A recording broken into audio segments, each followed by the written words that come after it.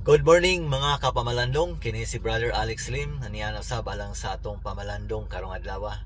Adunay pangutana alang sa mga ginikanan nga nagkanayon nga unsay butang nga mahimo nimong ikabilin sa imuhang anak, no? Kung maabot ang panahon nga mobiya o motalikod na kaning maong kalibutan.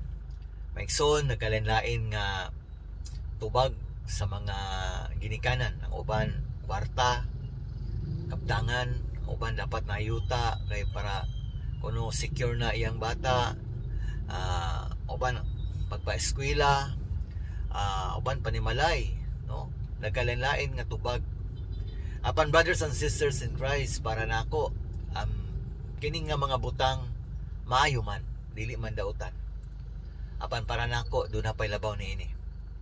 Ang butang nga angayan natong ikabilin sa atong mga anak, pohon nga motalikod na ta umobiya na taning maong kalibutan, ning maong kinabuhi, mao ang pagtuo nga dunay Dios.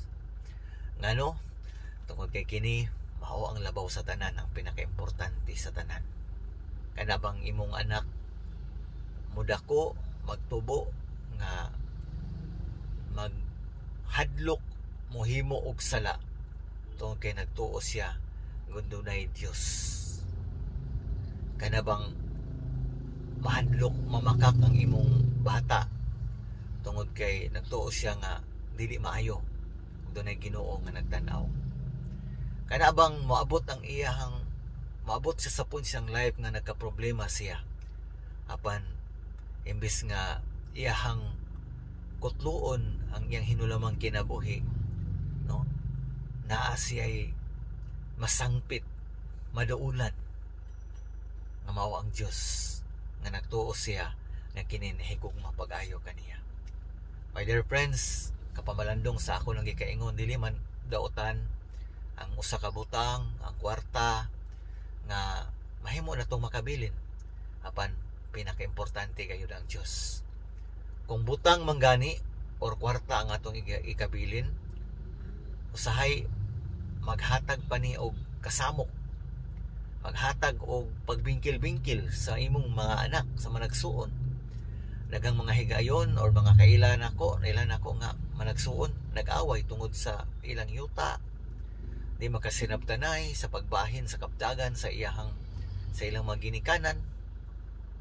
O labi na ang kwarta, tungod kay ang kwarta init kaayo, kung atong ibilin mo hinungdan nga magkabungkag ang relasyon, no, sa mga managsuon.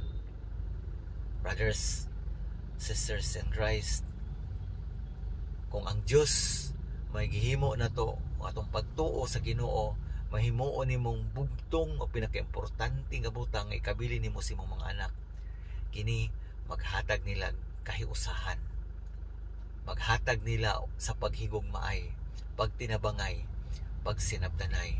Kaya ako nagtuo na kung ang mga tao, ang usa ka tawo adunay sulid laom nga pagtuo o pagsalig o pag-ila sa Ginoo, magdala niya sa paghigugma, pagpasaylo, magdala niya sa kalipay o kalinaw. Maigsoon, hinauton ta nga sa ato ang kinabuhi, no? Ikaw nga naminaw karon, unsa may imong ikabilin ngadto sa mga tao nga imong gihigugma panahon nga mobiya na ka ni maong kalibutan. Sa makausa, daghan salamat sa inyong pagsunod ni maong video. Kini si Brother Alex Lim. Kung na-bless kay igsoon, paki-like, paki-share, paki-follow sa akong Facebook page or paki-subscribe sa akong YouTube channel, Brother Alex Lim, alang para updated ka sa sunod na tong pagpamalandong. God bless you, brothers and sisters in Christ.